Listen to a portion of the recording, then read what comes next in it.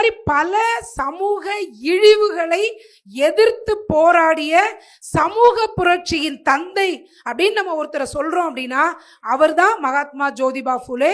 அவங்களுடைய இணையர் தான் கல்வித்தாய் சாவித்ரிபாய் புலே. ஸோ இந்த வரலாறு கட்டாயம் நமக்கு தெரிஞ்சிருக்க வேண்டியிருக்கணும். ஏன்னா இன்றைக்கு நாம் வாழுகிற வாழ்க்கைக்கு இந்த முன்னோர்களுடைய தியாகங்கள் அப்படின்றது ரொம்ப முக்கியமானது.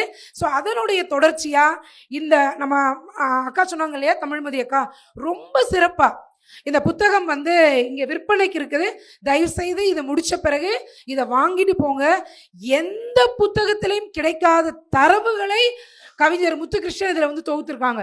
உளமாற நேற்றைக்கு தமிழ்நாட்டு அளவில் மருத்துவர்கள் மத்தியில் ஒரு காணொளி காட்சி இருந்துச்சு, ஆன்லைன் ஜூம் மீட்டிங்கில். இந்த புக்கை தான் நான் பேசினேன். எல்லாருமே டாக்டர்ஸ், எல்லாருமே ரொம்ப படித்தவங்க. ஆனால் அவங்க என்ன சொன்னாங்கன்னா, இவ்வளோ பெரிய டீட்டெயில்ஸ் எங்களுக்கு இல்லை.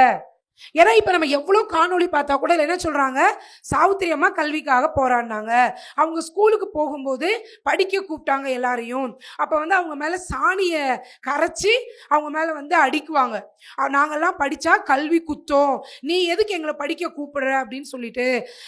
அதே போல் அவங்க மேலே செருப்பால் அடிப்பாங்க, கல்லை கொண்டு எறிவாங்க. ரொம்ப அவமானப்படுத்தப்பட்டு ஒரு பெரிய புரட்சி பண்ணியிருக்காங்க. அந்த கல்விக்காக செய்ததை மட்டும்தான் சுருக்கி சொல்லியிருப்பாங்க.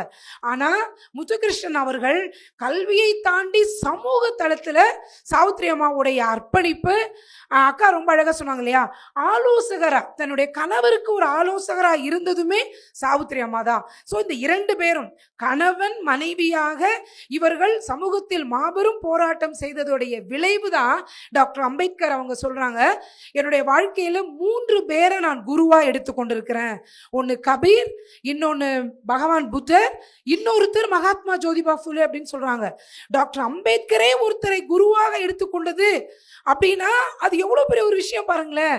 அப்ப அந்த அளவுக்கு ஒரு தன்னலம் இல்லாத தியாகத்தை செய்து சமூக மாற்றத்தில் ஒரு மாபெரும் புரட்சியை ஏற்படுத்தினவங்க அப்படின்றதோடைய தொடர்ச்சியை தான் இன்றைக்கு நம்ம கேட்டுட்டு இருக்கோம்.